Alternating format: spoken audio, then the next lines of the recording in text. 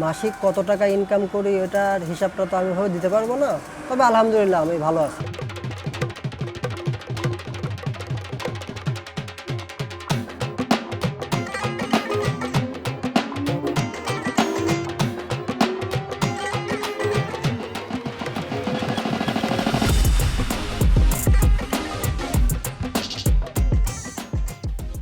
আমি মহারাজা জেএন উচ্চ বিদ্যালয়ের ছাত্র। আমার এসএসসি 2010। তারপর আমি ঢাকাতে চলে গেছিলাম। ঢাকাতে মোটামুটি 10 বছর ছিলাম আমি। ওখানে প্রথমে ইলেকট্রিক্যাল মার্কেটে ছিলাম আমি। ওখানে মোটামুটি 4 বছর 4.5 বছর জব করছিলাম। তারপরে ওখান থেকে আরেকটা জায়গায় জব হয়েছে আমার, সেটা হচ্ছে শাহবাগ।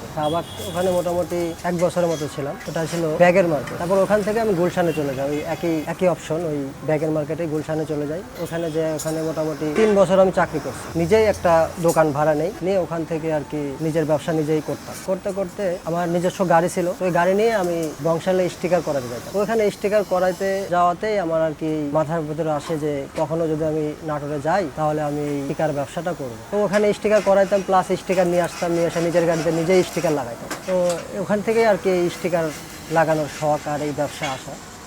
যাই হোক, মোটামুটি 1 থেকে 1.5 বছর আমি আমার দোকানে ওখানে ব্যবসা করলাম।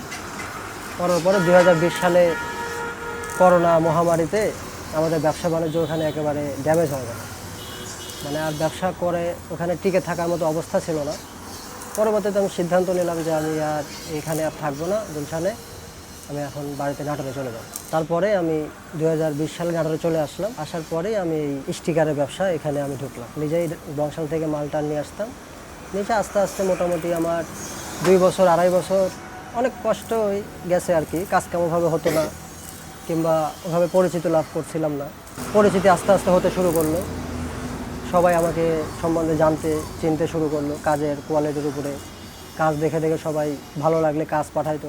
মোটামুটি আজকে 6 বছর প্লাস এই দোকানের ব্যবসা। তো এখন আল্লাহর রহমতে দোকানটা আমার অনেক পরিচিত হয়ে গেছে। স্টিকার ভালো লাগতো, তো তখন নিজের গাড়িতে লাগাইতে আমি আর কি এই স্টিকারের কাজটা শিখছি। তারপরে যখন নিজের দোকান দিলাম, প্রথম খুবই কষ্ট হতো। তো যখন নিজের গাড়িতে করতে করতে করতে একটা অভ্যস্ত হয়ে গেছিলাম। হওয়ার পরে আস্তে আস্তে হাতটা ঠিক হয়েছে আর কি, কাজের প্রতি রানিং হয়েছে। আমার এখানে মোটরসাইকেল যত রকম আছে সব মোটরসাইকেলের স্টিকারই আমি লাগাই। এছাড়া প্রাইভেটে স্টিকার লাগাই। অনেকে বাসের জন্য স্টিকার, গ্লাসে লাগানোর জন্য স্টিকার নিয়ে যায়, কিংবা অনেকে অর্ডার দিয়ে যায় স্টিকার, নামের স্টিকার, কাটিং স্টিকার, প্রিন্টের স্টিকার। এগুলো অনেকে অর্ডার দিলে এগুলো আমি ঢাকা থেকে এগুলো প্রিন্ট ডিজাইন যে যেরকম দেয় ওরকমভাবে আমি করে নিয়ে এসে দিই। সবথেকে বেশি আমার যে কাজ হয় সেটা হচ্ছে সুজুকি কোম্পানির জিক্সার গাড়ি, R15, Yamaha company, Bajaj company Pulsar গাড়ি। এই গাড়িগুলোই বেশি সাধারণত স্টিকার করা হয়। এছাড়া প্রাইভেটেও স্টিকার করি। দেখা যায় যে আমার এখানে রাজশাহী থেকে অনেক কাস্টমার আসে। তারপরে এই নাটোর জেলার যত থানা আছে প্রত্যেকটা থানার কাস্টমারই আমার আছে, এবং তারা এমনও আছে কাস্টমার যে আমার কাছে ছাড়া কাজ করবে না, আমার কাছেই করা। কাজ তো আসলে আমার প্রতিদিনই কম বেশি থাকেই, মাঝে মধ্যে হয়তো বা একটু কম থাকে। সপ্তাহে 2-1 দিন দেখা যায় একটু স্লো থাকে, কিন্তু আল্লাহর রহমতে প্রতিদিনই আমার কাজ থাকে। হ্যাঁ, আলহামদুলিল্লাহ, আল্লাহ পাকের অশেষ রহমতে আমি এই ব্যবসাতেই আমার সংসার, আমার পিতামাতা সব কিছু নিয়ে আমি আলহামদুলিল্লাহ ভালো আছি। মাসিক কত টাকা ইনকাম করি ওটার হিসাবটা তো আমি ভাবে দিতে পারবো না, তবে আলহামদুলিল্লাহ আমি ভালো আছি। আমার কোনো আর এক্সট্রা কোনো কিছু করতে হয় না আল্লাহর রহমতে। স্টিকার খারাপ হলে কাস্টমারের স্টিকার যদি লাগাইতে যায় খারাপ হয়, সেটা তুলে আবার নতুন করে লাগাই দিছি। কিংবা কাস্টমারের কাজ করার পরে যদি তারা ব্যবহার করতে করতে কোনো সমস্যা হয়, সেক্ষেত্রে দেখা যায় কাস্টমার আসলে ওগুলো আমি রিপেয়ার করে দিই, কিংবা আবার যদি প্রয়োজন হয় যে নতুন করে লাগাই দেওয়া, সেটাও করে দিই। এটা আসলে লস বলা যাবে না, এটা কাস্টমারের সার্ভিস দেওয়া আর কি, এটা দিতে হবে। এটা করলে কাস্টমারের আসলে একটা চাহিদা থাকবে আমার প্রতি। আল্লাহর অশেষ রহমত যে আমার দোকানে খারাপ কাস্টমার বলতে নাই। দোকানের 2-1 বছর বয়স ছিল, তখন হয়তো বা 2-1টা কাস্টমারের সাথে আমার 2-1 বার কথা কাটাকাটি হয়েছে, তারপরে আল্লাহর রহমতে আর কখনো হয়। বাংলাদেশে যত দামি মোটরসাইকেল আছে কিংবা যত প্রকারের মোটরসাইকেল আছে, সর্বপ্রকারের মোটরসাইকেলের স্টিকার আমি করছি, কোনো মোটরসাইকেলই বাদ নেই।